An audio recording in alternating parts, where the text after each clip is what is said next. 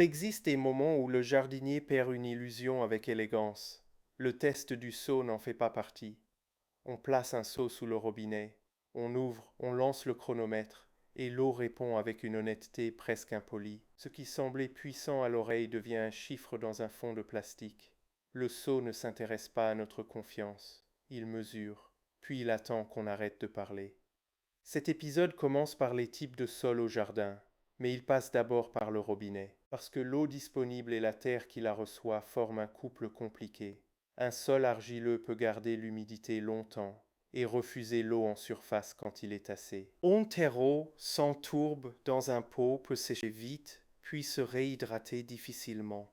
Un paillage du jardin peut ralentir l'évaporation. Le même débit ne produit donc pas le même résultat partout.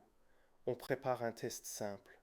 Un seau connu, un chronomètre, le robinet ouvert de manière constante, et personne pour expliquer que d'habitude ça marche mieux. En 30 secondes, on obtient une quantité, en 1 minute, une autre. On peut estimer un débit pratique pour le jardin, sans prétendre mesurer toute la plomberie comme un laboratoire. Ce n'est pas une certification, c'est une conversation plus sérieuse que le bruit de l'eau. Le résultat vexe légèrement. Le jet paraît généreux, mais la quantité réelle n'est pas celle imaginée, ou l'inverse. Le seau se remplit vite, mais dès qu'on ajoute une longue ligne, des raccords et plusieurs sorties, le comportement change.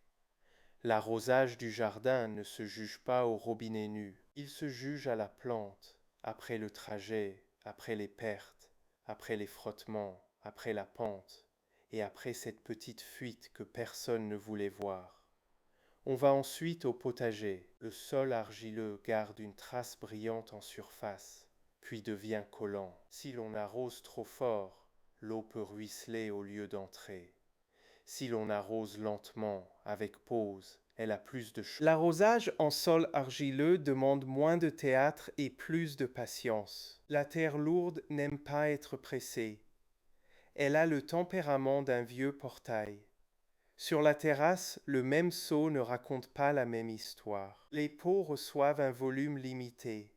Un débit trop fort traverse les fissures de la motte sèche et sort par le bas, donnant l'impression que tout est mouillé, alors que le cœur reste dur. Dans un autre pot, un drainage faible garde l'eau trop longtemps. Comment arroser les plantes devient une enquête par contenant.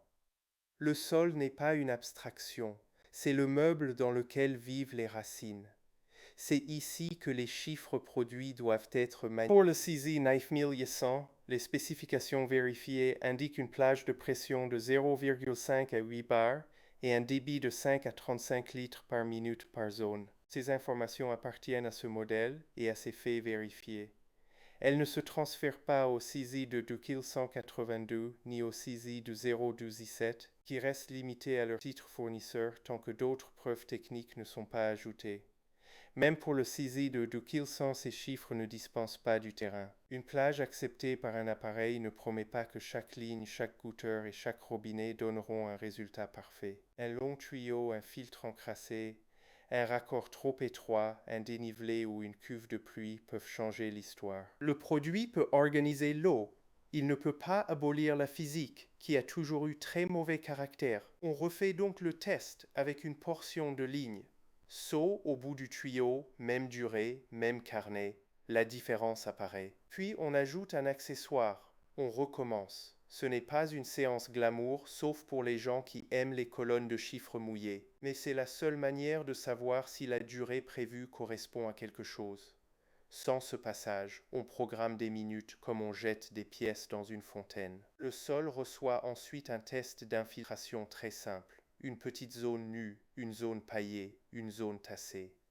On donne la même quantité et l'on observe. Sur la terre nue, la surface croûte et sèche vite. Sous le paillage, l'humidité reste plus régulière. Sur la zone tassée, l'eau cherche la pente comme si elle voulait quitter la réunion. Les types de sols au jardin ne sont pas des catégories de manuels, ce sont des comportements visibles. La famille demande pourquoi il faut mesurer alors que les plantes ont l'air de toute façon très exigeantes. La réponse tient dans le seau. Mesurer une fois évite d'accuser 10 fois. Si une zone reste sèche, ce n'est peut-être pas la plante qui exagère, c'est peut-être le débit au bout de la ligne. Si une autre zone se gorge d'eau, ce n'est peut-être pas la météo, c'est peut-être une durée copiée sans réfléchir. On inscrit donc dans le carnet non pas une grande vérité, mais une base de départ. Robinet seul, ligne courte, ligne longue, poterie de terrasse, sol argileux, zone paillée, chaque mesure réduit le brouillard. Le jardin reste vivant et variable, mais il devient moins mystérieux, et quand il reste mystérieux, c'est au moins pour de meilleures raisons. Le test du seau change aussi l'attitude devant les produits. On ne demande plus à un programmateur de deviner le jardin. On lui donne un rythme né d'une mesure, puis on vérifie si la terre l'accepte. Cette inversion est importante. L'appareil n'est pas l'oracle. Le seau, la terre et les racines écrivent le brouillon. Le réglage vient ensuite avec un peu moins d'orgueil. Pour que le test ne reste pas une scène isolée, on le répète à 2 moments de la journée. Le matin, quand personne n'a encore ouvert d'autres robinets. Plus tard, quand la maison vit, quand la cuisine tire de l'eau, quand quelqu'un remplit un arrosoir ou nettoie des outils. Le jardinier découvre alors que le robinet n'est pas seul dans le monde. La pression ressentie, le débit pratique et le comportement au bout de la ligne peuvent varier avec l'usage de la maison. Le seau devient un rappel de vie domestique, pas seulement un instrument. On ajoute une deuxième mesure, le temps d'absorption. Même quantité d'eau, 3 sols différents, puis attente. Dans le sol argileux, l'eau demande une entrée lente, sinon elle fuit par la surface. Dans un mélange plus léger, elle descend vite et peut quitter la zone racinaire si l'on insiste. Sous paillage, elle reste plus disponible, mais il faut vérifier que le sol en dessous n'était pas sec au départ. Ces essais relient enfin le chiffre du seau à la sensation sous les doigts. Le carnet reçoit une colonne embarrassante, hypothèse du jardinier. Avant chaque mesure, on écrit ce que l'on croit obtenir. Puis on compare. Cette colonne est très bonne pour l'humilité.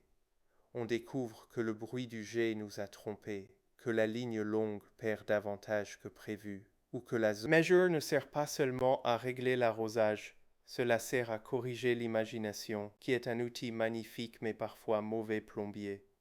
On garde enfin une limite claire. Le test du seau aide à comprendre un jardin, mais il ne remplace pas les spécifications d'un produit ni les règles de montage.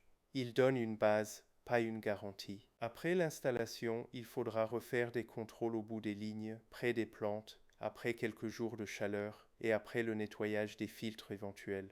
L'eau change quand le système vieillit. Le seau, lui, restera disponible pour rappeler calmement que les impressions ne suffisent pas. Une dernière mesure concerne la patience. On verse en quantité connue sur un carré de sol, puis on revient 15 minutes plus tard.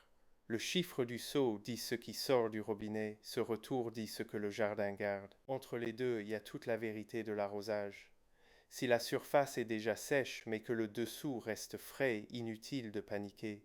Si la surface brille et que l'eau court vers l'allée, le problème n'est pas le volume, mais la vitesse. On range ensuite le seau sans ranger la méthode. Chaque nouvelle ligne, chaque dérivation, chaque changement de tuyau méritera un petit contrôle.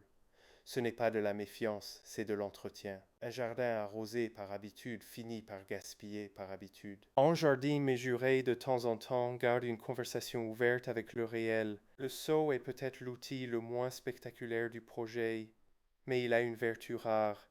Il ne flatte personne. En fin de journée, le seau sèche près du robinet comme un témoin discret. Le jardinier, lui, a perdu une certitude mais gagné une méthode. Demain, un autre détail minuscule prendra le pouvoir, le raccord. Il suffira d'un filetage un peu sale, d'un joint fatigué ou d'un serrage trop enthousiaste pour transformer un dimanche paisible en atelier de plomberie au grand air.